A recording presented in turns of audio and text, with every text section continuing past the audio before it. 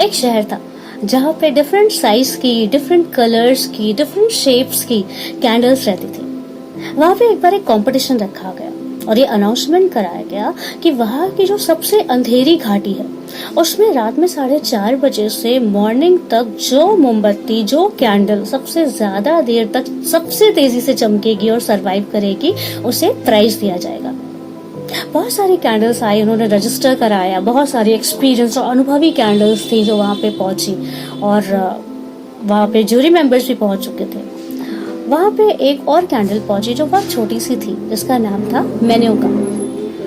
फिर क्या हुआ, फिर वहाँ पे जैसे ही वो सारी कैंडल्स पहुंची उनमें से एक कैंडल ने कहा, अरे मुझे तो फ्लू है, इतना कोल्ड हो रहा है, इतना इतना ठंडा वेदर है, मैं कैसे सरवाइव करूंगी। और वो इतना कह के वहां से चली गई। दूसरी कैंडल बोलती है, अरे मैं तो इसी के साथ बैठी हुई थी तो मुझे भी ऐसा लग रहा है मुझे कोल्ड हो गया है, मैं भी यहाँ पे नहीं रुक पाऊंगी, मैं जा रही हूँ। इतना बोल के वो अंधेरे से घबराई और वहां से चली गई। तीसरी कहने लगी कि मैं अपना ओवरकोट लाना भूल गई, इतना कह के वो भी वहां से चली गई। फिर बची 2 कैंडल्स, एक मेन्यू का और एक और कैंडल थी वो।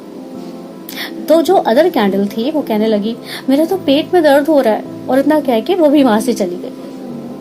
अब बची बेचारी मेन्यू का छोटी सी दुबली पतली कैंडल, लेकिन उसने हार नहीं मारी।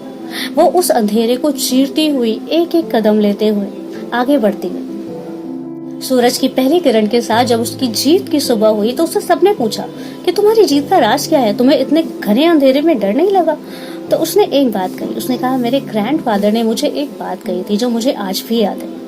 उसने कहा कि उन्होंने कहा था कि अंधेरा चाहे कितना ही घना हो, कितनी दूर तक हो, लेकिन एक छोटी सी कैंडल की भी अंदर इतनी ताकत होती है कि वो छोटी सी ब्राइट फ्लेम से भी वो उस अंधेरे को चीरने का दम रखती है, उसको हराने का दम रखती है। तो वो अंधेरा जितना ज्यादा घना होगा, आपकी फ्लेम उसमें उतनी ही ज्यादा तेजी से चमकेगी।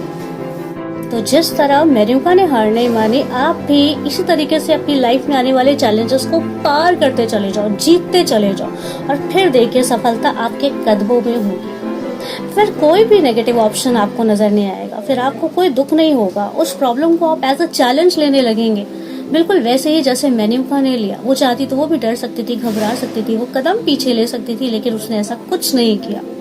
लोग सुसाइड कर लेते हैं, लोग नेगेटिव अप्रोच फॉलो करने लग जाते हैं, नेगेटिव डायरेक्शन में चले जाते हैं, लेकिन उसने ऐसा कुछ नहीं किया।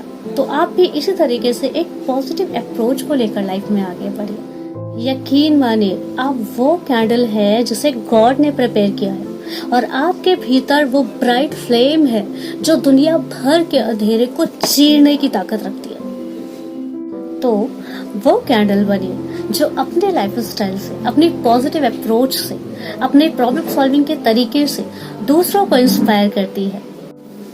तो अब से मैं ये उम्मीद करती हूँ कि आप लाइफ में एक पॉजिटिव अप्रोच लेकर आगे बढ़ेंगे। Thank you.